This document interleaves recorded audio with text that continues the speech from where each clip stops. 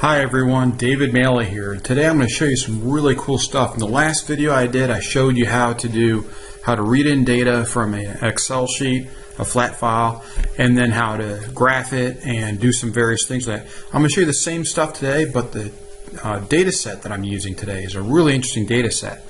This is a sample of YouTube data, YouTube channel data going from 2008 on up to 2018. It ends, I believe, 6/1 was the last date in there. So if you look here, I'm putting this into this vector called test data, which is like a variable that can hold file data in R. And so what I've got here, as we go along here, is this is my command. I'll just highlight it here so you can see it better. Let's do this. Let's go back to the bean. That might be better. There we go. And what I'm going to do is I'm going to pull this way. That way you can see it. There's the line that I'm using to read. It's called YouTube sample. All these data sets that I use are free and easy to get over the internet. Some of them are from the University of California, Irvine's data science department, and there's various other ones, libraries and places like that out there that you can get free data sets from. So this data set, I've pulled it in. It's in test data, and I can look at it here and see how many variables or how many observations, how many rows of data there are in it. And I can go and run this on it, which is COLNAMES, and that will go and tell me, down here, what are the column names I can choose from. And then I'm going to go to ggplot, which is right here, and I'm going to run that based on, here's my data is test data. So let's do the first one here. And mapping equals aesthetics, and then the X and Y coordinates of dates and number of videos you can see right down here. These are just the column names that I'm choosing from. And then I've got another one. I'm using color equals total views so I can see a better metric of it. And stroke equals 1.5 means a larger pen dot area. And then we got position equals jitter. If you don't know what that is, what that means is if I've got two dots, 2 points, and they're basically right on top of each other, it just like moves them around a little bit. So that way you can actually see them. Because sometimes if you have smaller data sets, you can miss some of the trending and some interesting points and values if you don't use that. So that's why I added that in there. So let's take that and let's run that. Okay. So I've run it and here it is. Let's pull this on out here. Okay, it looks ugly for a second, but there it goes, snaps back in. Let's move it back here a little bit. And you can see right here something interesting with this, but first off, look at how big the dots are. It looks kind of ugly. So let's go and look at the second one I've got here, the second line. So let's move that back over here. And see this one right here that I'm highlighting? So I've got, again, ggplot, data equals test data, same as there. And geom point mapping equals aesthetics. X equals dates, Y equals num videos, just a little bit different the way this is written and structured. Color equals subscribers instead of total views, and stroke equals 1.25 and position equals jitter. So let's run that one. See what that does. That looks a lot better. Now let's bring this out this way, the smaller dots. Now what we're looking at here is you can clearly see the breakdown here of YouTube users along these dates, and you can see that a lot of users have very few videos down here. There's 1,000 videos, there's 0, so that's probably 100, somewhere right around there. And the vast majority of users have under 100 videos. Well, if you look at this, you can kind of see that there aren't many of them that have, this number of subscribers. A lot of those people down here are in this range with very little or very small levels of subscribers. And if we go back to the other one, let's go back to this. We can go to, let's take this and let's make this 1.25 also. Okay, and that's with total views versus subscribers. So let's run that. And there we go with that one. That really didn't help much with that one. But you can see here total views. Again, the same thing. You can see the same breakout here. You can see it a little bit better in the top colors here, though. Basically, if you want to have a lot of subscribers, you want to have a lot of views, you want to be a big channel, you want to make some money, Well, you need to have a lot of videos.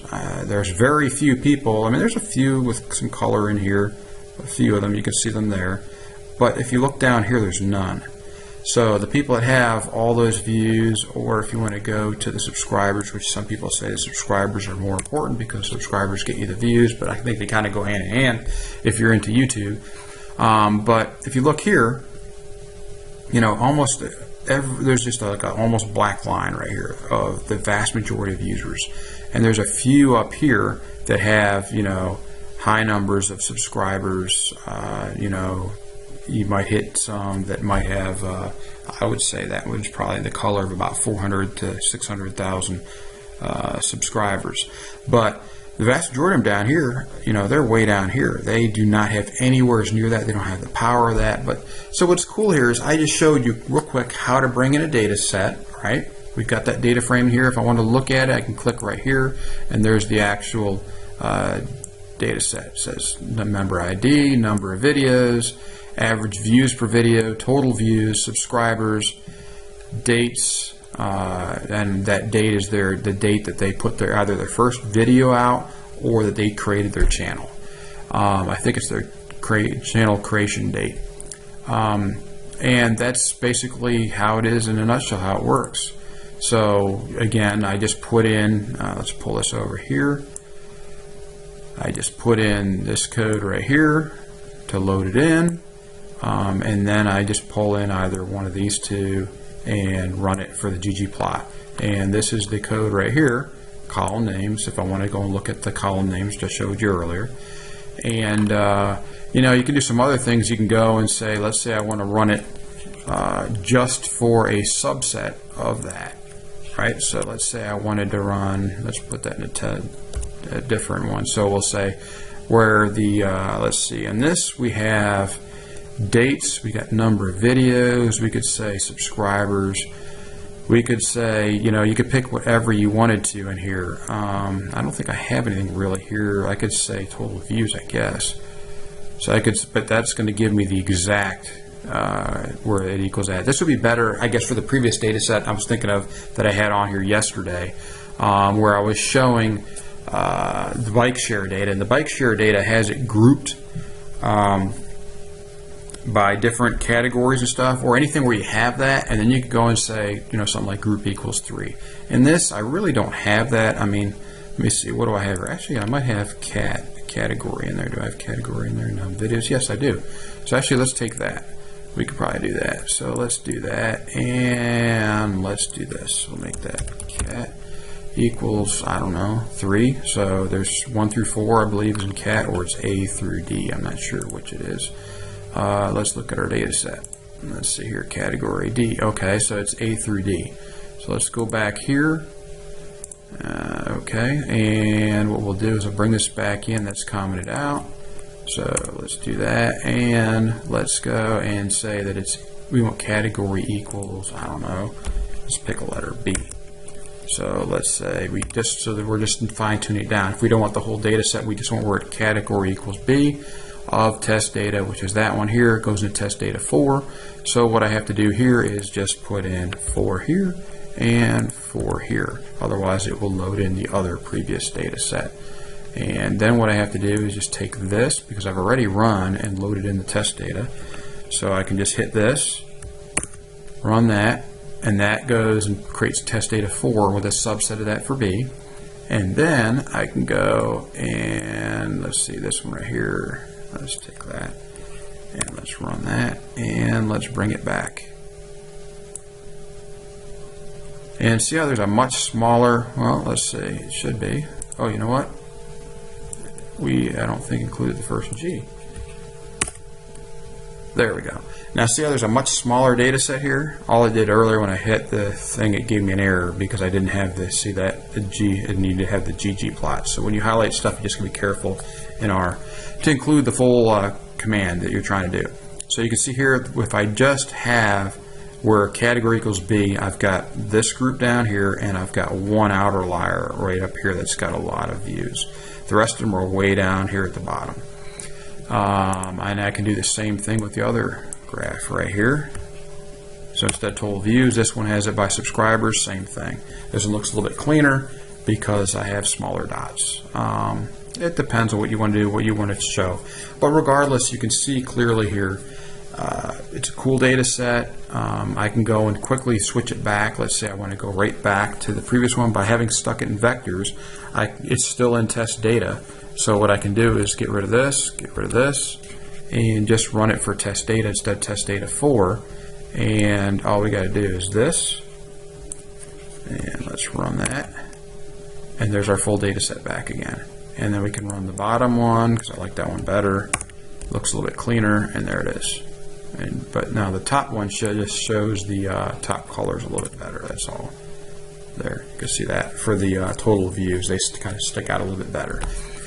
But it depends on what you're trying to do. So I quickly showed you right there again how to bring in a Excel sheet, how to change it up with a subset.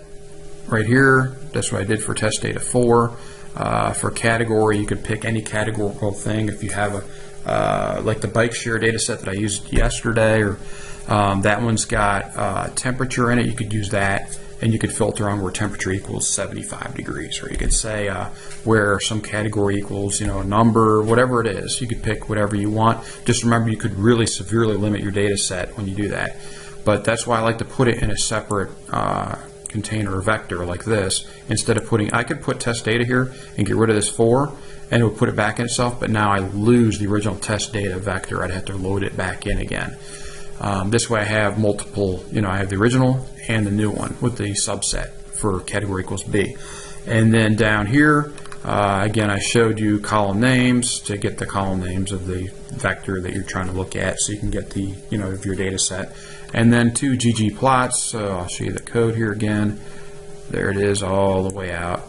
ggplot, test data, mapping, aesthetics, your XY, variables, and your extra metric of color. And for total views, and this one is for subscribers. That's the only real difference there. And this one uses stroke 1.25 and position is jitter. They basically both do the same thing. This one just leaves a bigger dot than this one does.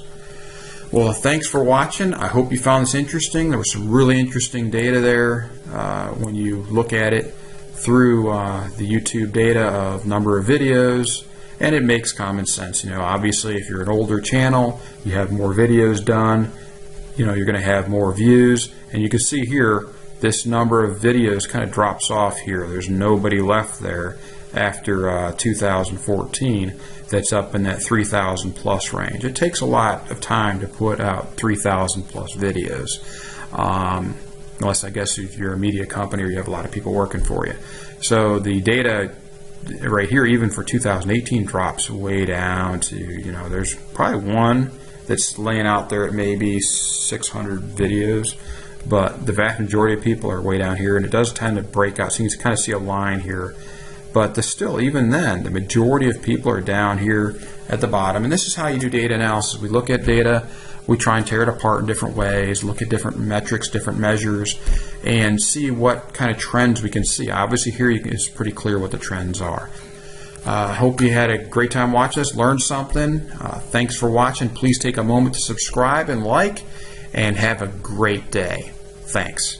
Bye.